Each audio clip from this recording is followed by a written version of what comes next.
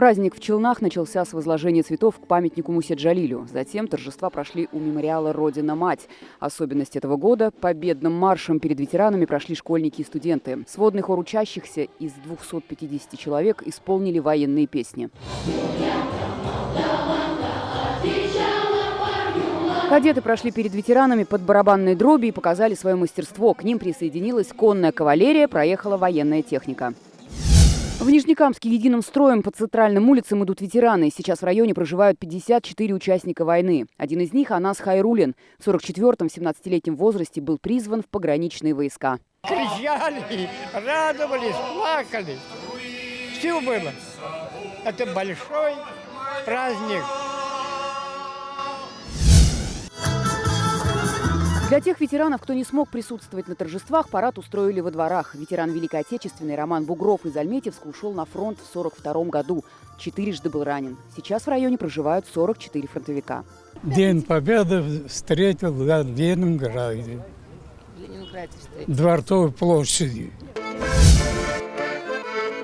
Поздравления прямо во дворе своих домов принимали и елабужские ветераны. В районе прошла акция «От сердца к сердцу». Пришли домой к каждому фронтовику. Сегодня в районе их 17. Особое внимание труженикам тыла и детям войны.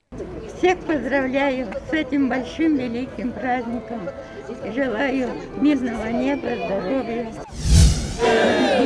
В Нурлате ветераны принимали парад Победы на площади. Затем за праздничным столом вспоминали военные годы и как пришла долгожданная весть. Шли мы утром рано в школу, навстречу нам учительница по истории.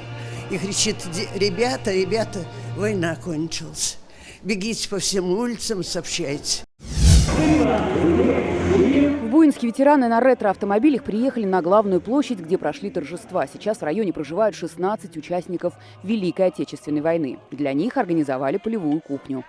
Ранен был, жил, стою перед вами, вот, пожалуйста. Аллах шукр.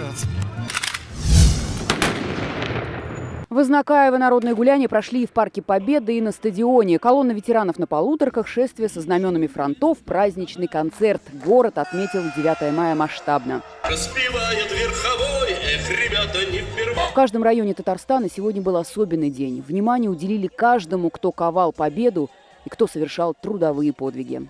Светлана Звонарева, Татарстан. Закажи рекламу на ТНВ. Телефон в Казани 5 705 100.